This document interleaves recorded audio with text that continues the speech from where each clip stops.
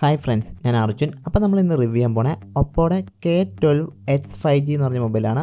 ഇത് ഒപ്പോയുടെ ഏറ്റവും വിലക്കുറവിലുള്ള ഒരു 5G മൊബൈലാണ്.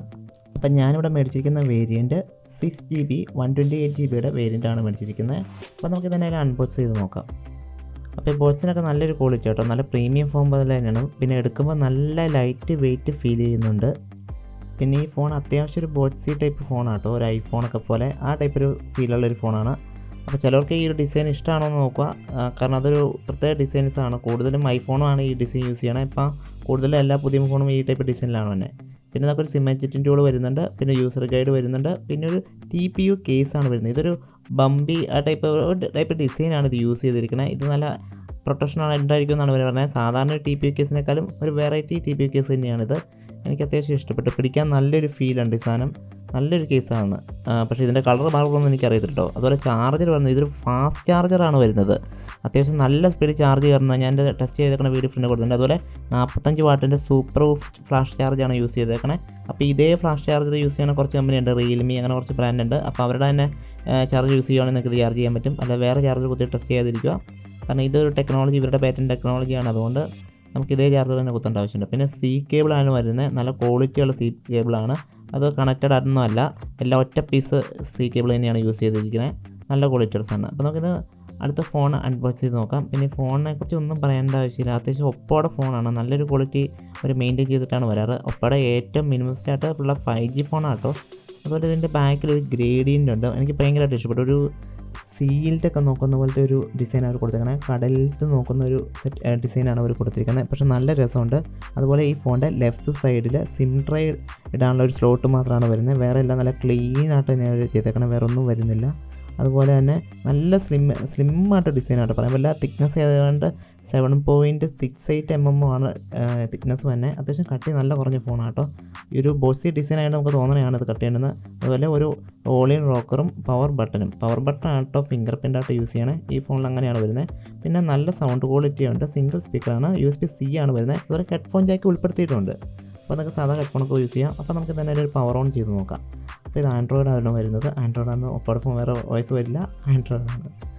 അപ്പം കളർ വൈസ് ആയിട്ട് വരുന്നത്. കളർ വൈസിൻ്റെ പുതിയ വെർഷൻ തന്നെ ഇവർ അപ്ഡേറ്റ് ചെയ്തിട്ടുണ്ട്. അപ്പോൾ ഫോൺ ഓണായി വരുമ്പോൾ എനിക്ക് തോന്നുന്നത് നല്ലൊരു ബ്രൈറ്റ്നസ് ഉള്ള ഡിസ്പ്ലേ ആട്ടോ, അത്യാവശ്യം നല്ലൊരു ക്വാളിറ്റി ഉള്ള ഡിസ്പ്ലേ ആണ് അപ്പോൾ നമുക്ക് ഇതിനകത്ത് തന്നിരിക്കുന്നത്. മെയിനായിട്ട് ഞങ്ങൾ പറയാനുള്ള കാരണം എന്ന് വെച്ചാൽ ഈ റേറ്റിൽ ഞാൻ ഒരുപാട് ഫോൺ അൺബോക്സ് ചെയ്തിട്ടുണ്ട്, പക്ഷേ എൻ്റെ വീഡിയോ ഇട്ടിട്ടൊന്നുമില്ല. പക്ഷേ ഈ ഫോൺ മാത്രം എനിക്ക് തോന്നിയെന്ന് വെച്ചാൽ നല്ലൊരു ബ്രൈറ്റ്നസ് ഉള്ള ഡിസ്പ്ലേ തന്നെയാണ് അവർ കമ്പനി നമുക്ക് തന്നിരിക്കുന്നത്. അത്യാവശ്യം നല്ല ബ്രൈറ്റ്നസ് ഉണ്ട്. അപ്പോൾ അതുപോലെ തന്നെ ഇതിൻ്റെ ബാക്ക് പാനലാണ് നമുക്ക് ഏറ്റവും ഇഷ്ടപ്പെടുന്നത്. ഇത് കവർ ഇട്ട് കഴിയുമ്പോൾ ഇതിൻ്റെ ലുക്ക് പോവും, പക്ഷേ എന്നാൽ പോലും പറയാതിരിക്കാൻ പറ്റില്ല, നല്ലൊരു ടെക്സ്ചർ ഉണ്ട്. ഇത് പിടിക്കുമ്പോൾ നമുക്കറിയാൻ പറ്റും, ഒരു ലൈറ്റ് സാൻഡ് പേപ്പറിൽ തൊടുന്ന ഒരു ഫീലാണ് നമുക്ക് ഇതിൽ നിന്ന് കിട്ടുന്നത്. അതുപോലെ ഇതിൻ്റെ കളറായാലും വളരെ മനോഹരമായ ഒരു കളറാണെന്ന് ഞാൻ പറയുള്ളൂ. അത് നമുക്ക് ലൈറ്റിന് അനുസരിച്ച് ഈ കളർ ചേഞ്ച് ആവുന്നുണ്ട്, എന്ന് വെച്ചാൽ ആ ഒരു പാറ്റേൺ ചേഞ്ച് ആവണ പോലെ ഒരു ഫീലുണ്ട്. പക്ഷേ നല്ല രസമുണ്ട് കാണാൻ. ഇതിപ്പോൾ ഞാനിപ്പോൾ നല്ല സൺലൈറ്റിലാണ് നിൽക്കുന്നത്, പക്ഷേ നിങ്ങൾക്ക് കാണാൻ പറയാൻ പറ്റും ചെറിയൊരു ഗ്രേഡിയൻറ്റ് ചേഞ്ച് ആവണം നിങ്ങൾക്ക് കാണാൻ പറ്റും. അപ്പോൾ നമുക്ക് ഇതിൻ്റെ കൂടെ കിട്ടിയിരിക്കുന്ന ഈ TP കേസ് ആദ്യം ഇട്ട് നോക്കാം. അപ്പോൾ ഈ TP കേസ് ഇടുമ്പോൾ എനിക്ക് തോന്നിയൊരു ഫീൽ എന്താണെന്ന് വെച്ചാൽ, ഈ TP കേസ് സാധാരണ TP കേസിനേക്കാൾ ഇച്ചിരി കട്ടി കൂടുതലായിട്ട് എനിക്ക് ഫീൽ ചെയ്യുന്നുണ്ട്. അതുപോലെ തന്നെ ഈ TP കേസിൻ്റെ 4 വശത്തും നമുക്ക് എഡ്ജ് പ്രൊട്ടക്ഷൻ നൽകിയിട്ടുണ്ട്. അതുപോലെ ഈ TP കേസ് ഒരു ഹംബി ഡിസൈനിലാണ് ഇതിൻ്റെ ബാക്ക് ഡിസൈൻ ചെയ്തിരിക്കുന്നത്. അതുകൊണ്ട് തന്നെ നമുക്ക് ഈ TP കേസ് സ്ലിപ്പറി അല്ല, നല്ലൊരു റഫായിട്ട് പിടിക്കുന്ന ഒരു ഒബ്ജക്റ്റ് പിടിക്കുന്ന ഒരു ഫീലാണ് കിട്ടുന്നത്.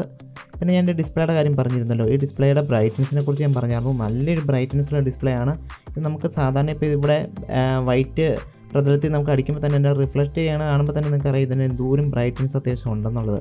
ഇത് മോർണിംഗിൽ ഇതുപോലെ തന്നെ ബ്രൈറ്റ്നസ് ആട്ടോ, നല്ലൊരു ക്വാളിറ്റി. ഇതിപ്പോൾ നല്ല സൺലൈറ്റുള്ള ടൈമാണ്, ആ ടൈമിൽ നമുക്ക് അത്യാവശ്യം നന്നായിട്ട് ഡിസ്പ്ലേ കാണാൻ പറ്റുന്നുണ്ട്.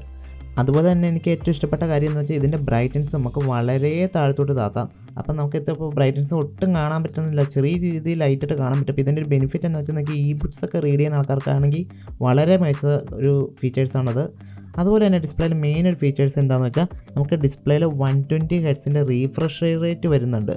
അപ്പോൾ നമുക്ക് അത്യാവശ്യം നല്ലൊരു സ്ക്രോളിംഗ് സ്പീഡ് കിട്ടുന്നതാണ് യൂട്യൂബോ എന്ത് ചെയ്ത് കഴിയുമ്പോഴും. അപ്പോൾ ഡിസ്പ്ലേ ഒരു മികച്ച ഡിസ്പ്ലേ തന്നെയെന്നാണ് നമുക്കിപ്പോൾ പറയാൻ പറ്റുള്ളൂ. അത്രയ്ക്ക് നല്ല ഡിസ്പ്ലേ ആണ് തന്നിരിക്കുന്നത്. ആമലോ ഡിസ്പ്ലേ അല്ല കേട്ടോ, പ്രത്യേകം പറയണം, ആമലോ ഡിസ്പ്ലേ അല്ല. പിന്നെ നമ്മൾ വരുന്നത് ബ്ലോട്ട്വെയറിനെ കുറിച്ചാണ്. ബ്ലോട്ട്വെയർ അത്യാവശ്യം നല്ല രീതിയിൽ ഇൻസ്റ്റാൾ ചെയ്തിട്ടുണ്ടെന്ന് പറയേണ്ട ആവശ്യമില്ല, ഇത് സ്ക്രീൻ കാണുമ്പോൾ തന്നെ അറിയാം.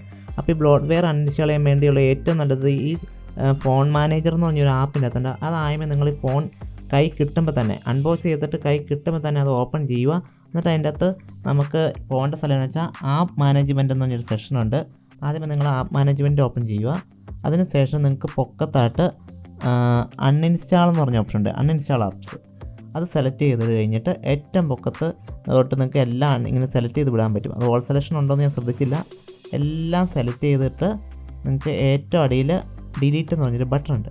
അതങ്ങ് ക്ലിക്ക് ചെയ്ത് കഴിഞ്ഞാൽ എല്ലാ ബ്ലോട്ട്വെയറും ഫുള്ളായിട്ട് അൺഇൻസ്റ്റാൾ ചെയ്ത് നിങ്ങളുടെ ഫോൺ നല്ല ക്ലീൻ ഫോണാവും. ഒരു ബ്ലോട്ട്വെയറും ഇല്ല, പരസ്യങ്ങളോ ഒന്നും വരത്തില്ല. അപ്പോൾ എല്ലാവരും പറഞ്ഞാൽ ഒപ്പോ വിവോയിൽ ഫുൾ പരസ്യമാണെന്ന് പറയണേ. പരസ്യം പോകാൻ വേണ്ടി ഇത് ചെയ്താൽ മതി, ഒരു പരസ്യം പോലും നിങ്ങളുടെ ഫോണിൽ വരത്തില്ല. അതുപോലെ ഇവരുടെ സ്വന്തം ബ്രൗസർ യൂസ് ചെയ്യരുത്. ഒപ്പോയ്ക്കും വിവോയ്ക്കും ബ്രൗസർ ഉണ്ടെങ്കിൽ അത് യൂസ് ചെയ്യാതിരിക്കുക, ക്രോം മാത്രം യൂസ് ചെയ്യുക. അപ്പോൾ ഇത്രയും കാര്യം ചെയ്താൽ മാത്രം മതി, നിങ്ങളുടെ ഫോൺ നല്ല സ്മൂത്ത് ആവുകയും ചെയ്യും. അതുപോലെ ബ്ലോട്ട്വെയർ ഇല്ല. പിന്നെ ഈ ഒരു ഗെയിംസിൻ്റെ ഒരു ഫോൾഡർ ചെന്നിട്ട് ഇതുപോലെ കുറേ ഫോൾഡർ ഉണ്ട്, അതെല്ലാം ഓഫാക്കിയിട്ട് ഇപ്പം ഞാൻ ചെയ്തതുപോലെ ആ ഒരു ഫോൾഡർ ചെന്നിട്ട് സെറ്റിങ്സ് ചെന്നിട്ട് ഈ ഫീച്ചേഴ്സ് എല്ലാം ഓഫാക്കി ഇടുവാണെങ്കിൽ അതും പോയി കിട്ടും. ആ ഫ്രണ്ടിൽ നിന്ന് നിങ്ങൾക്ക് ആ ഒരു ഫോൾഡറും ഗെയിംസിൻ്റെ ഫോൾഡറും കാര്യങ്ങളെല്ലാം നിങ്ങൾക്ക് ഓഫാക്കി കിട്ടും. അതുപോലെ ഇവിടെ അപ്ഡേറ്റ് എന്ന് പറഞ്ഞ ഓപ്ഷൻ ഉണ്ട്, അപ്പോൾ അത് ഡു നോട്ട് അപ്ഡേറ്റ് കൊടുക്കുക. അപ്പോൾ അതും കൂടെ ഓഫാക്കി കഴിഞ്ഞാൽ പിന്നെ നിങ്ങൾക്ക് ഈ ഫോൺ ഫുള്ളായിട്ട് യൂസ് ചെയ്യാവുന്ന ഒരു അടിപൊളിയായിട്ട് നിങ്ങൾക്ക് യൂസ് ചെയ്യാം. ഹാങ് ആവോ സ്റ്റക്ക് ആവോ പ്രശ്നങ്ങളോ ഒന്നും വരത്തില്ല. അപ്പോൾ ഇതൊരു സീക്രട്ടാണ്. ഇപ്പോൾ ഏറ്റവും കൂടുതൽ കടയിലൊക്കെ ആൾക്കാർ യൂസ് ചെയ്യുന്ന ഒരു മെത്തേഡാണിത്. അതുപോലെ നമുക്ക് ബ്രൗസ് ചെയ്യുമ്പോൾ പറയാതിരിക്കാൻ പറ്റും. ഇതിപ്പം നമുക്ക് ഏറ്റവും നല്ലത് ഒരു ഫോൺ ടെസ്റ്റ് ചെയ്യാൻ ഏറ്റവും നല്ലത് ഒരു ഗൂഗിൾ ക്രോം എടുത്തിട്ട് ഇത് നിങ്ങൾക്ക് ബ്രൗസിങ് സ്പീഡും ഫോണിൻ്റെ കേപ്പബിലിറ്റിയും ടെസ്റ്റ് ചെയ്യാൻ വേണ്ടിയുള്ള ഒരു കാര്യമായിട്ടാണ് പറയുന്നത്, പെട്ടെന്ന് ചെക്ക് ചെയ്യാൻ വേണ്ടി. അപ്പോൾ ഏറ്റവും നല്ലതൊരു ബ്രൗസർ എടുക്കുക, ഒരു ആപ്പിളിൻ്റെ ഏതെങ്കിലും ഒരു വെബ്സൈറ്റ് ഓപ്പൺ ചെയ്യുക, എന്നിട്ട് നിങ്ങൾ സ്ക്രോളൊക്കെ ചെയ്ത് നോക്കുക ഹാങ് ആവേണ്ട സ്റ്റക്ക് ആവേണ്ടോ എന്നൊക്കെ. അതുപോലെ നമ്മൾ 128 GB സ്റ്റോറേജ് വേർഷനായിട്ട് നമ്മൾ മേടിച്ചിരിക്കുന്നത്. അത് അത്യാവശ്യത്തെ ഇത്രയും GB ആണ് നമുക്കിപ്പോൾ ഫ്രീ വരുന്നത്. 20 GB അടുത്തുണ്ട് യൂസ് ചെയ്തിട്ടുണ്ട്. അതുപോലെ റാം വരുന്നത് അത്യാവശ്യം 2.7 സംതിങ് GB ആണ് അവൈലബിൾ ഉള്ളൂ, ബാക്കിയെല്ലാം യൂസ് ചെയ്യുന്നത്. അതുപോലെ എക്സ്റ്റെൻഡ് റാമാണ്, നമുക്ക് റാം ഇതിൻ്റെ അകത്ത് എക്സ്റ്റെൻഡ് ചെയ്യാനുള്ള ഓപ്ഷനുണ്ട്. അതുപോലെ ഫാസ്റ്റ് ചാർജിൻ്റെ കാര്യം ഞാൻ പറഞ്ഞു, ഇതാണ് ഫാസ്റ്റ് ചാർജ് കയറുന്നൊരു സ്പീഡ്. അപ്പോൾ ഒരു സെക്കൻഡിൽ എന്തെങ്കിലും കയറണമെന്ന് നിങ്ങൾക്കറിയാം. ഇത് ഞാൻ സ്പീഡ് ഓടിച്ചിട്ടില്ല, കറക്റ്റ് ഡയറക്റ്റ് ലൈവ് വീഡിയോ തന്നെയാണ്. ഇപ്പോൾ ബാറ്ററിയുടെ കാര്യം ഞാൻ പറഞ്ഞു. ഇപ്പോൾ നൈറ്റിലൊക്കെ ഒരുപാട് യൂസ് ചെയ്യുന്ന ആൾക്കാരാണെങ്കിൽ ഈ സ്മാർട്ട് ചാർജിങ്ങോ അതിൽ ചാർജിങ് ലിമിറ്റോ ഇതിൽ ഏതെങ്കിലും ഫീച്ചേഴ്സ് യൂസ് ചെയ്യുക. നിങ്ങളത് ഡിസ്കഷൻ വായിച്ച് നോക്കിയാൽ കറക്റ്റായിട്ട് അറിയാൻ പറ്റും. ഇപ്പോൾ ഈ ഫീച്ചേഴ്സ് യൂസ് ചെയ്യണതിൻ്റെ മെയിൻ ഗുണം എന്താണെന്ന് വെച്ചാൽ നിങ്ങൾക്ക് രാത്രിയിലൊക്കെ ചാർജ് ചെയ്യുന്ന ആൾക്കാരാണെങ്കിൽ ഓവർ ചാർജ് ആവും, അങ്ങനെയുള്ള വിഷയങ്ങളൊന്നും വല്ല, ഓട്ടോമാറ്റിക് കട്ട് ഓഫ് ആവും. 80% തന്നെ നിങ്ങളുടെ ബാറ്ററി ചാർജ് നിലനിർത്താൻ യൂസ് ചെയ്യും. അതുപോലെ പെർഫോമൻസ് സ്പീഡ് ഇപ്പോൾ കുറവാണെന്ന് തോന്നുവാണെങ്കിൽ നിങ്ങൾക്ക് ഹൈ പെർഫോമൻസ് മോഡിൽ ഓണാക്കിയിടുക. അപ്പോൾ ഇത് മിക്കവാറും ഓഫാക്കിയാണ് വരുന്നത്. അപ്പോൾ ഗെയിം കളിക്കുന്ന ആൾക്കാരാണെങ്കിൽ അത് ഓണാക്കിയിട്ട് യൂസ് ചെയ്യുക. അപ്പോൾ നല്ല സ്പീഡും ഹാങ് ഒന്നും ആവത്തില്ല, കൂടുതൽ FPS കിട്ടുകയും ചെയ്യും. അതുപോലെ ബാറ്ററി അത്യാവശ്യം നന്നായിട്ട് കിട്ടേണ്ട ഈ ഫോണിൻ്റെ ബാറ്ററി, നല്ലൊരു ബാറ്ററി ബാക്കപ്പ് തന്നെയുള്ള ഫോണാണ്. അത് ആൻഡ്രോയിഡ് വേർഷൻ ഏറ്റവും പുതിയത് 14 തന്നെ 14 തന്നെ. എനിക്ക് തോന്നുന്നത് അത്യാവശ്യം എല്ലാ ആൻഡ്രോയിഡ് ഫീച്ചേഴ്സ് ഈ ഫോണിൽ വരുന്നുണ്ട്. സ്റ്റോക്ക് വോയിസ് ഒന്നുമില്ല കേട്ടോ, കളർ വോയിസ് ആണ്. കളർ വോയിസിൻ്റെ ഏറ്റവും പുതിയ വെർഷൻ തന്നെ നമുക്ക് ഇവർ തന്നിട്ടുണ്ട്. അപ്പോൾ നമുക്ക് അൺബോക്സ് ചെയ്ത ഉടനെ തന്നെ നമുക്കൊരു ഒപ്പയുടെ അടുത്ത് നിന്ന് ഒരു അപ്ഡേറ്റ് കിട്ടിയിട്ടുണ്ട്. ഇത് അത്യാവശ്യം ക്യാമറ ഇമ്പ്രൂവ്മെൻറ്റ്സ്, സെക്യൂരിറ്റി പാച്ച് ഇതൊക്കെയാണ് ഇവർ തന്നിരിക്കുന്നത്. അപ്പം അത്യാവശ്യം നല്ല പെട്ടെന്ന് അപ്ഡേറ്റ് കിട്ടുന്നൊരു ഓപ്പറേറ്റിംഗ് സിസ്റ്റമാണ് ഒപ്പോയുടെ. അപ്പോൾ എനിക്ക് തോന്നുന്നത് ഇവരുടെ UI അത്യാവശ്യം നല്ല സ്റ്റേബിളാണ്. അതുപോലെ ബഗ് കാര്യമായിട്ട് വരാറില്ല, ഒപ്പോ ഉപയോഗിക്ക് ബഗ്ഗില്ല. അതുപോലെ നമുക്ക് ഈ ഫോണിൻ്റെ സൗണ്ട് എന്തായാലും ടെസ്റ്റ് ചെയ്ത് നോക്കാം.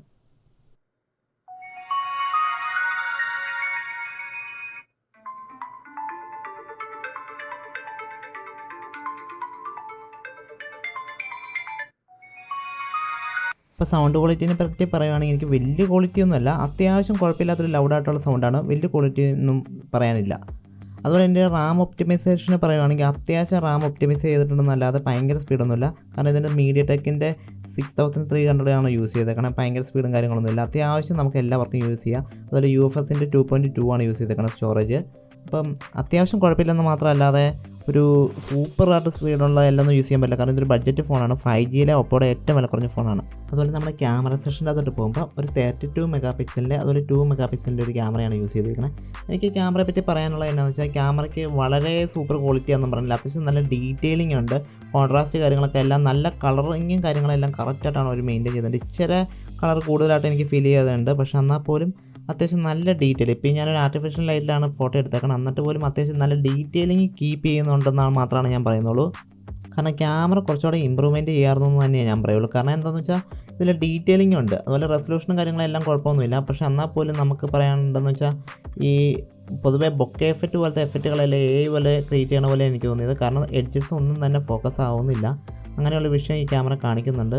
അല്ലാതെ അവർ ആയിട്ട് എന്തോ രീതി ചെറിയൊരു ഫിൽറ്റർ ചെയ്യുന്നതല്ലാതെ മാത്രം ശരിക്കും നമുക്ക് നോർമൽ ഫോട്ടോസ് എഡ്ജസ് അത്ര ഷാർപ്പല്ല. അപ്പോൾ എനിക്ക് തോന്നുന്നത് അത്യാവശ്യം കുഴപ്പമില്ലാത്ത ക്യാമറ. ഇപ്പോൾ എന്നൊക്കെ എല്ലാം നമുക്ക് പറയാം, ചില സൈഡിലൊക്കെ നല്ല രീതിയിൽ പോയിട്ടുണ്ട്.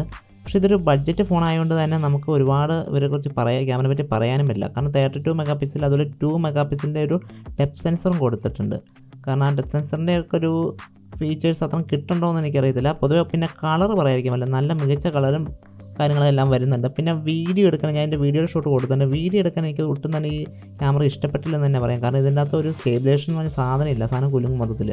പിന്നെ ആകെ എനിക്ക് ഇഷ്ടപ്പെട്ടെന്ന് പറഞ്ഞാൽ ഇതിൻ്റെ ക്യാമറയിൽ ഇതുണ്ട്, നിങ്ങൾക്ക് ഫ്രണ്ടിലെ എക്സ്പോസർ സെറ്റ് ചെയ്യാനുള്ള ഓപ്ഷൻ ഉണ്ട്. അപ്പോൾ നിങ്ങൾക്ക് ലൈറ്റ് ഇഷ്ടത്തിനനുസരിച്ച് അറേഞ്ച് ചെയ്യാം. അതൊരു എനിക്ക് തോന്നുന്നത് അത്യാവശ്യം നല്ലൊരു ഫീച്ചേഴ്സാണ്. സാധാരണ സ്ക്രീനിൽ ടച്ച് ചെയ്ത് ഹോൾഡ് ചെയ്ത് പിടിച്ചിട്ട് താഴത്തോട്ട് ഡ്രാഗ് ചെയ്യുകയാണ് ചെയ്യേണ്ടത്. അത് ഭയങ്കര പാടാണ്. ഇത് പക്ഷേ നമുക്ക് പെട്ടെന്ന് സെറ്റ് ചെയ്യാൻ പറ്റും. അതുപോലെ ഞാൻ ഇതിനകത്ത് കുറച്ച് ഇമേജസ് കൊടുത്തിട്ടുണ്ട്. ഇതൊക്കെയാണ് ഈ ക്യാമറയിൽ നിന്ന് എടുത്തേക്കണേ. അത്യാവശ്യം നല്ലൊരു ക്യാമറയാണെന്ന് മാത്രമേ പറയാൻ പറ്റുള്ളൂ.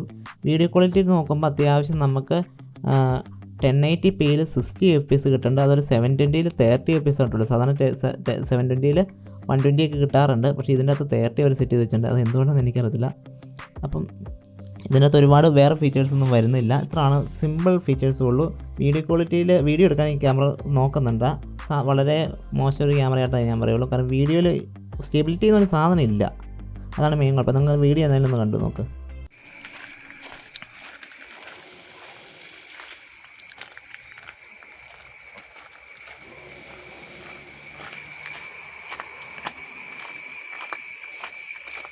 അപ്പോൾ നിങ്ങൾക്ക് വീഡിയോ കണ്ടു കാണും. അപ്പോൾ വീഡിയോ കണ്ടു വന്നപ്പോൾ നിങ്ങൾക്ക് ക്യാമറയുടെ എക്സാക്റ്റ് ക്വാളിറ്റി എന്തുകൊണ്ടെന്ന് മനസ്സിലായി കാണും. അപ്പോൾ കൂടുതൽ ഞാൻ എക്സ്പ്ലെയിൻ ചെയ്യേണ്ട ആവശ്യമില്ല. അതുപോലെ ഫ്രണ്ട് ക്യാമറയിൽ വരുമ്പോൾ ഇതൊരു 8 മെഗാപിക്സലിൻ്റെ ക്യാമറയാണ് യൂസ് ചെയ്തിരിക്കുന്നത്. അതുപോലെ ഫ്രണ്ടിൽ തന്നെ നമുക്ക് നോർമലായിട്ടുള്ള ബാക്ക് ക്യാമറയെ പോലെ അത്യാവശ്യം ഓപ്ഷൻസും കാര്യങ്ങളും എല്ലാം തന്നെ വരുന്നുണ്ട്. പിന്നെ എനിക്ക് തോന്നുന്നത് ഫ്രണ്ട് ക്യാമറ അത്യാവശ്യം നല്ലൊരു ക്വാളിറ്റിയുള്ള ക്യാമറ തന്നെയാണെന്നാണ് ഞാൻ പറയുള്ളൂ. മെയിൻ റീസൺ എന്താണെന്ന് വെച്ചാൽ ഇതിൻ്റെ ഒരു ക്ലാരിറ്റി, അതുപോലെ കളറിങ്, അതുപോലെ ഡീറ്റെയിൽ, ഈ 3 കാര്യത്തിലും ഈ ക്യാമറ വളരെ മികച്ച ഒരു പെർഫോമൻസ് തന്നെയാണ് നമുക്ക് തരുന്നത്. കാരണം ഞാനിപ്പോൾ ഒരു ആർട്ടിഫിഷ്യൽ ലൈറ്റിലാണ് ഞാനിപ്പോൾ ഷൂട്ട് ചെയ്യണേ. എന്നിട്ട് പോലും ഈ ഒരു ക്യാമറയുടെ കളറിങ്ങും ആ ഒരു ഹെയറിൻ്റെ ഒക്കെ ഒരു ഡീറ്റെയിലിംഗ് ശ്രദ്ധിച്ചറിയാം, നല്ലൊരു ക്വാളിറ്റി തന്നെ കിട്ടുന്നത്. അതുപോലെ മോർണിംഗിലായാൽ പോലും ഇത്ര സൺലൈറ്റ് വരുന്ന സമയത്ത് നമുക്ക് അത്യാവശ്യം ഡീറ്റെയിലിംഗ് കൂടുന്നതായിട്ടാണ് എനിക്ക് തോന്നുന്നത്. അതുപോലെ നിങ്ങൾക്ക് നല്ലൊരു വീഡിയോ ഫോട്ടോ സാമ്പിൾസ് ഞാനിപ്പോൾ ഇതിൻ്റെ കൂടെ കൊടുത്തിട്ടുണ്ട്. അപ്പോൾ നിങ്ങൾക്ക് ഏകദേശം ക്ലാരിറ്റി ശരിക്കും മനസ്സിലാവും. അപ്പോൾ നിങ്ങൾ വീഡിയോ ചെക്ക് ചെയ്ത് നോക്കൂ.